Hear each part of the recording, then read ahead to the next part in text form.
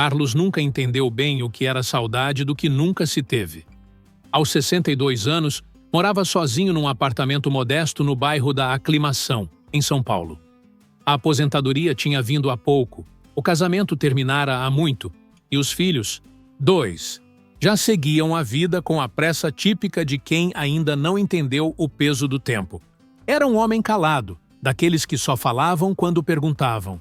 Lia muito, cuidava das plantas da varanda como se fossem netos, e mantinha um rádio antigo ligado na frequência AM. Gostava dos programas de entrevista e, vez ou outra, ouvia um bolero que o fazia parar o que estava fazendo. A mãe morrera cedo. E o pai? O pai era outra história. Ou melhor, um silêncio longo.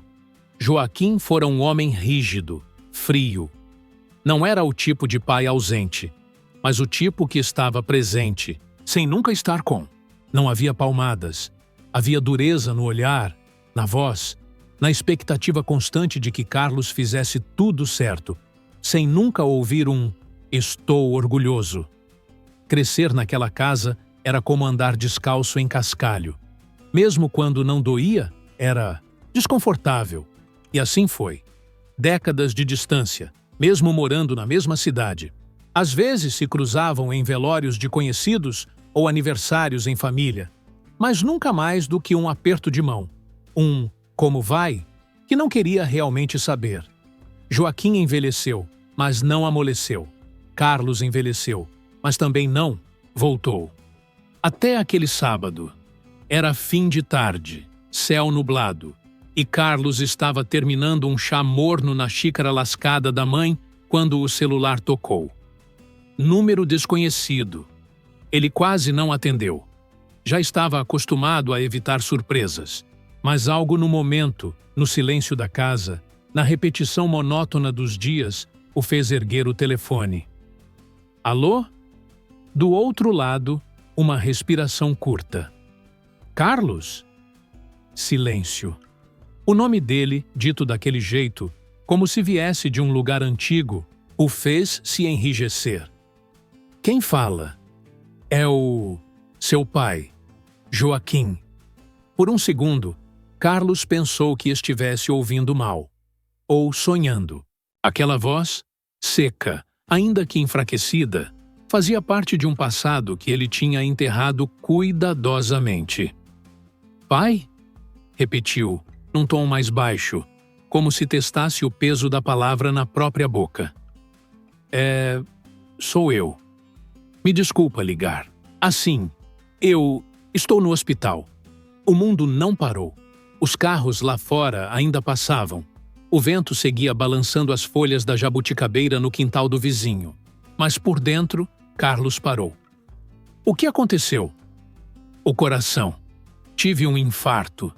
E não sei quanto tempo me resta. Os médicos disseram 2 dias, talvez 3. Ele respirou com dificuldade. Eu precisava falar com você. Carlos se levantou da poltrona sem perceber. Andou até a janela. Olhou para fora, mas não viu nada. O peito apertava como na infância, quando o pai o fazia sentir pequeno só com um olhar.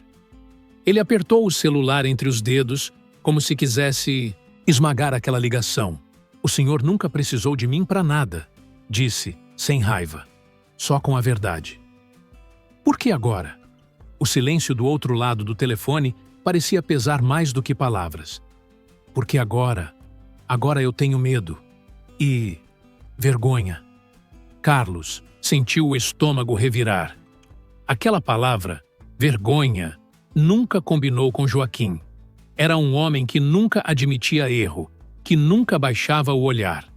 A simples ideia de ouvi-lo dizer isso era como ver uma árvore antiga se curvar ao vento pela primeira vez. Eu sei que fui um pai ruim, continuou a voz, quase um sussurro. Mas eu estou morrendo, Carlos. E não queria ir embora assim, sem falar com você, sem pedir. Ele não terminou. Carlos fechou os olhos. Por dentro, uma criança de 10 anos se encolheu num canto da memória, ouvindo os gritos de um pai impaciente porque o arroz tinha passado do ponto, um adolescente calado sendo chamado de mole por querer estudar letras, um homem adulto sendo ignorado no dia do próprio casamento. E agora, o mesmo pai, frágil, doente, humano. Carlos respirou fundo. Que hospital? Do outro lado, o pai chorou, silenciosamente, como sempre viveu. E pela primeira vez na vida, Carlos foi chamado de filho, com o coração, não com a obrigação. O corredor do hospital cheirava a antisséptico, desinfetante e algo mais difícil de definir, uma mistura agridoce de fim de linha e esperança vencida.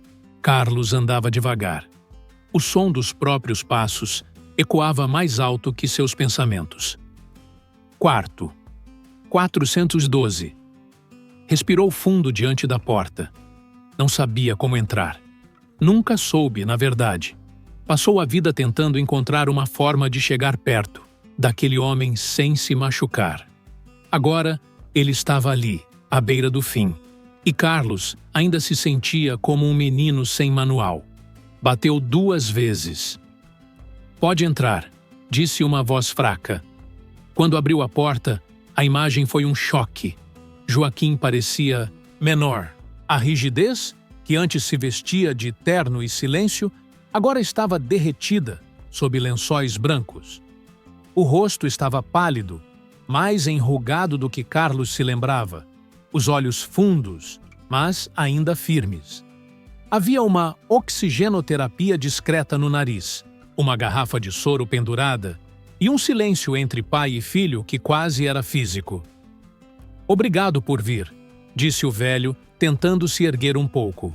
Carlos assentiu, sem saber se sorria, se dizia algo, se chorava.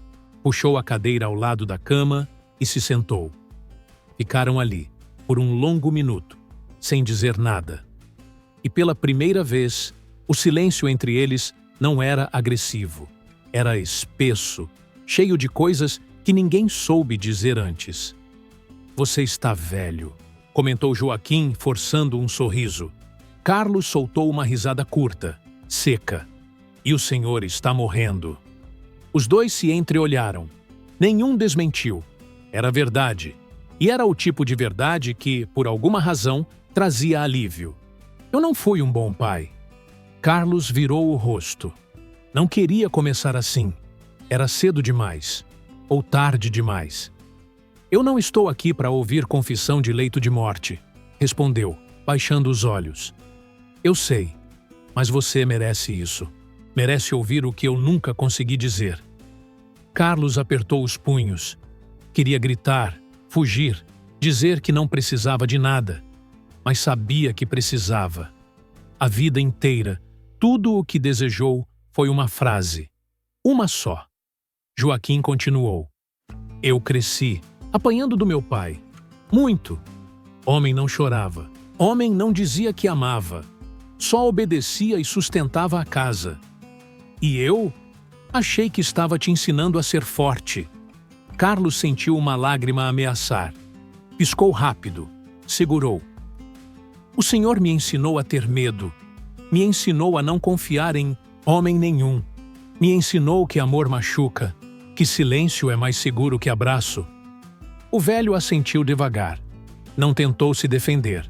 Apenas ouviu. Finalmente, ouviu. Quando sua mãe morreu, disse Joaquim com a voz embargada. Eu não soube o que fazer. Ela era a única ponte entre nós.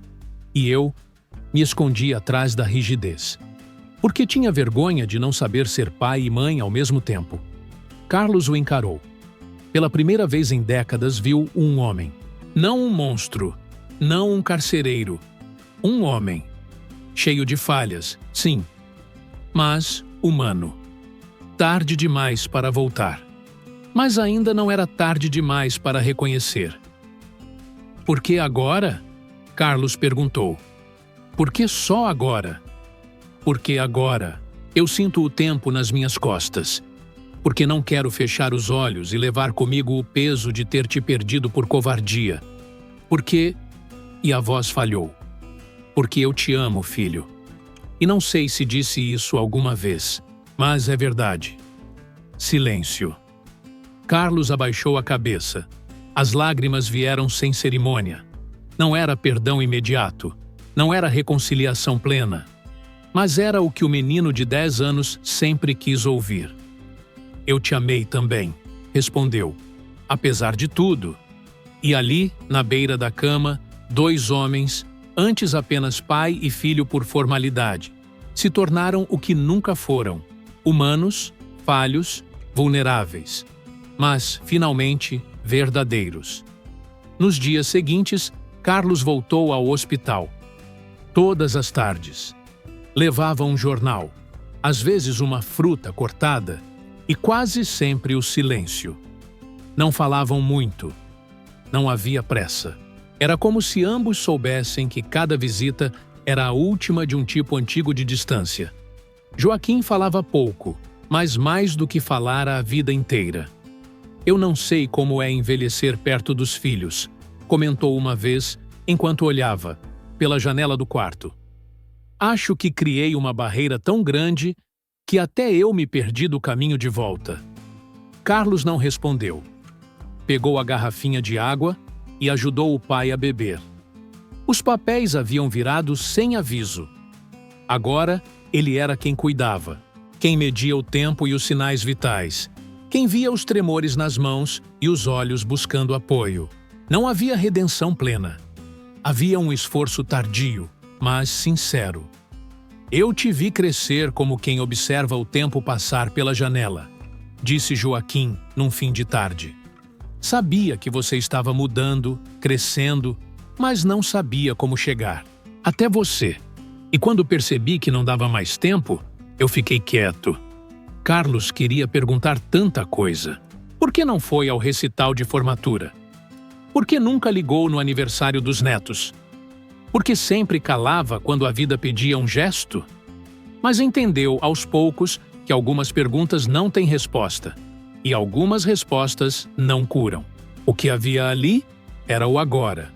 Na terceira visita, Carlos levou um envelope. Era uma carta que escrevera para o pai 25 anos antes e nunca teve coragem de entregar.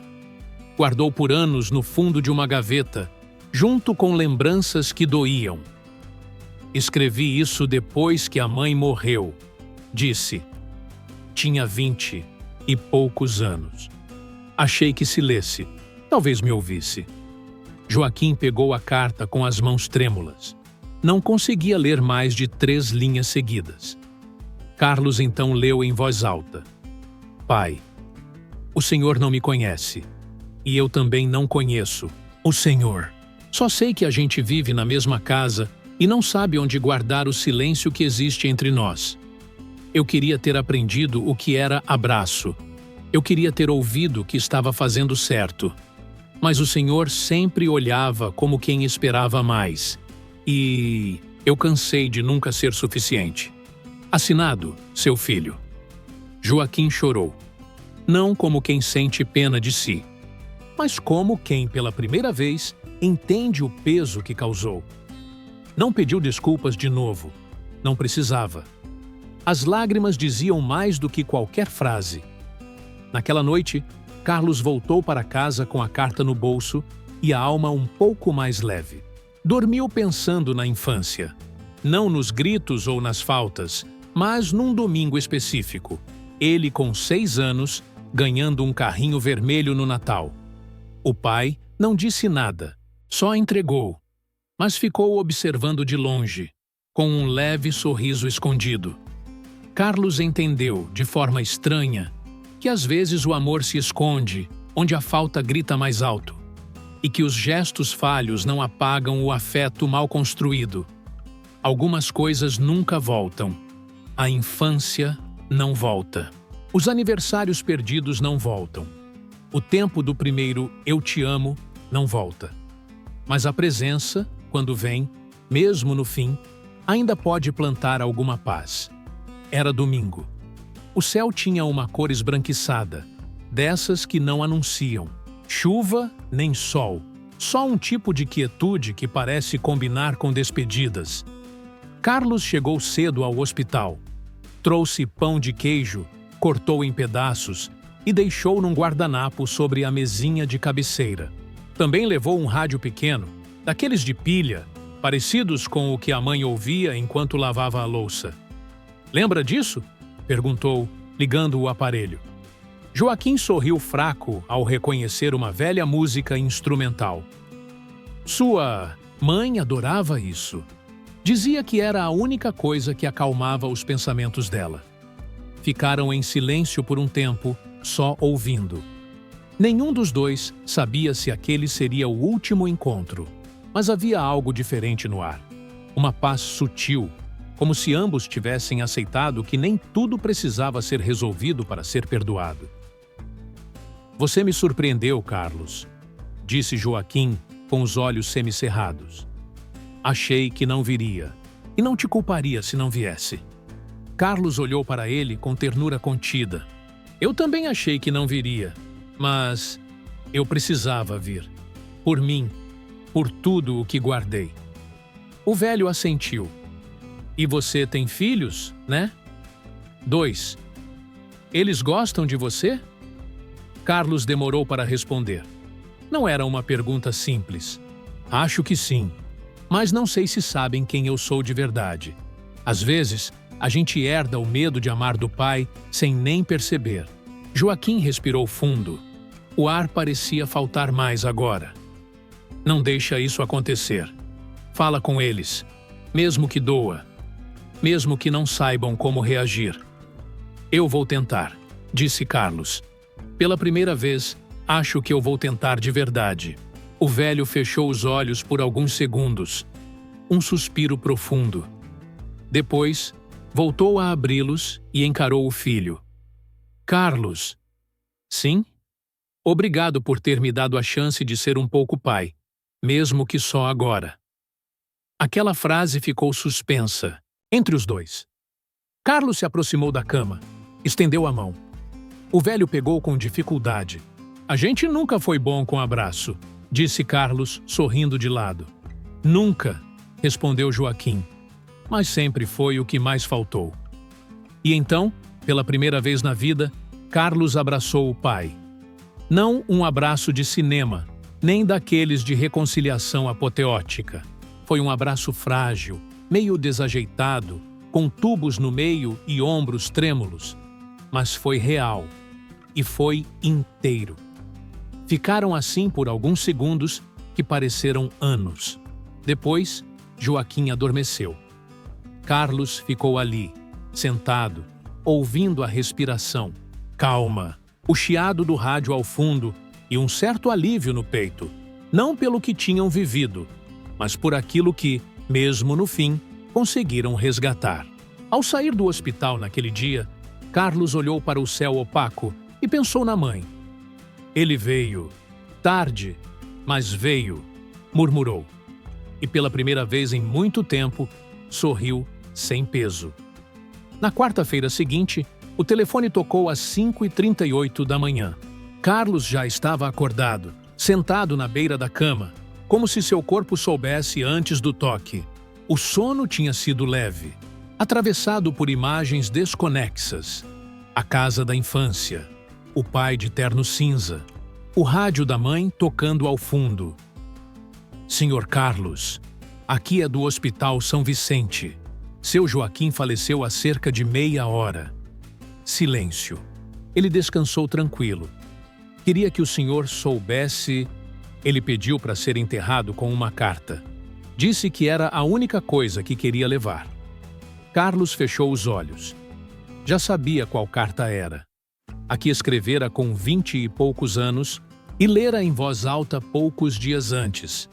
A carta que nunca foi respondida, mas agora não precisava mais ser.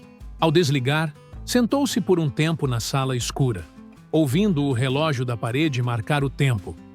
Não chorou. Não como quem perde, mas como quem, por fim, se permite sentir. O enterro foi simples. Poucas pessoas. Alguns parentes distantes, 1 ou 2 ex-colegas da época de aposentado. nenhum discurso. Carlos ficou de pé, ao lado do caixão, calado. Na mão, segurava um papel dobrado em 4. Esperou todos se afastarem e, antes do caixão ser baixado, aproximou-se. Não, sei o que vem depois disso. Talvez nada, talvez tudo. Mas, se houver um lugar em que o tempo se refaça, espero que a gente se reencontre diferente. Colocou o papel sobre o peito do pai. Era uma segunda carta. Curta. Uma carta que ele escreveu naquela manhã. Pai, te perdoo. E no que sobrar de mim, prometo ser diferente com os meus. Nos dias seguintes, Carlos viveu em silêncio. Mas não o mesmo silêncio de antes. Esse era leve, habitável. Começou a visitar os filhos com mais frequência. Em um desses encontros, pediu desculpas à filha por não ter sabido escutá-la melhor na adolescência. Levou o neto ao parque. Cozinhou com o outro. Não virou outro homem, mas virou um homem mais inteiro. Em um domingo à tarde, revirando documentos antigos do pai, encontrou uma fotografia que nunca vira antes.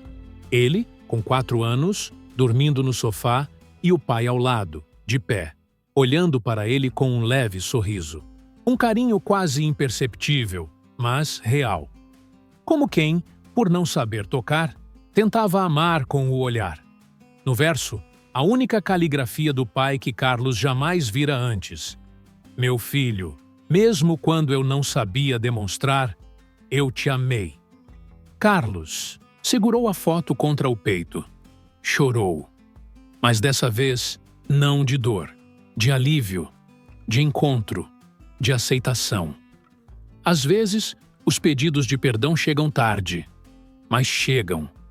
E quando são sinceros, ainda têm força para transformar o que vem depois. Meses se passaram desde a morte de Joaquim. O outono chegou lento, varrendo as folhas da varanda de Carlos com uma delicadeza que ele antes não notava. A vida havia seguido, como sempre segue. Mas algo dentro dele já não era o mesmo. Havia uma leveza nova nos gestos. A rotina, antes automática e contida, agora carregava presença. Ele ouvia mais. Demorava mais nos abraços e aprendeu a dizer "eu te amo", mesmo com a voz trêmula, mesmo sem jeito. Começou a escrever cartas, muitas, algumas para os filhos, outras para a mãe e até uma para si mesmo, a versão criança que ainda vivia escondida em algum canto da memória, esperando reconhecimento. Transformou essa prática em um hábito. Aos domingos, escrevia uma carta curta para alguém que já havia feito parte de sua vida, mesmo que já não estivessem por perto. Era seu jeito de deixar portas abertas, mesmo que ninguém passasse mais por elas. Um dia, sua filha, Clara, chegou em casa para uma visita inesperada. Encontrou o pai sentado à mesa, cercado de envelopes. "Que é isso tudo?" perguntou, rindo.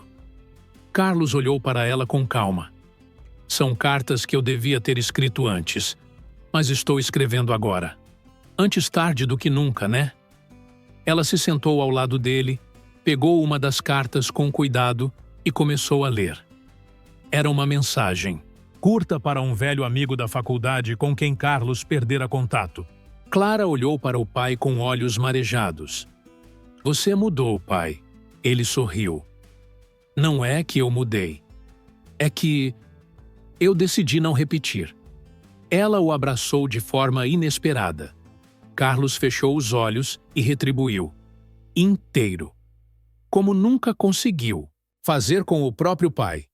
Naquele mesmo mês, ele decidiu visitar um centro de convivência para idosos do bairro. Tornou-se voluntário para escrever cartas para outros senhores que não sabiam como se comunicar com seus filhos.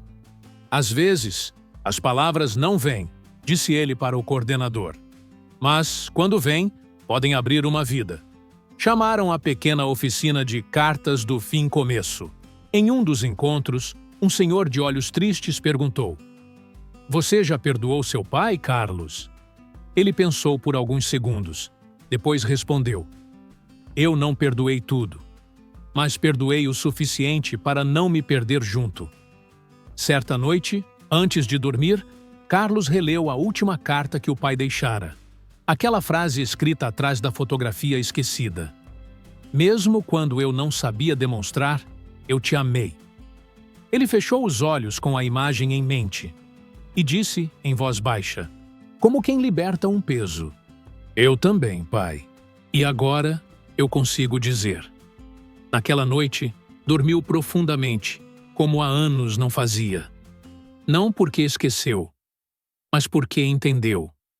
Uma história sobre o tempo que separa e o amor que, mesmo tarde, ainda pode atravessar. Se quiser, posso adaptar a história completa em formato de curta-metragem, podcast narrativo ou minissérie em capítulos. Deseja isso?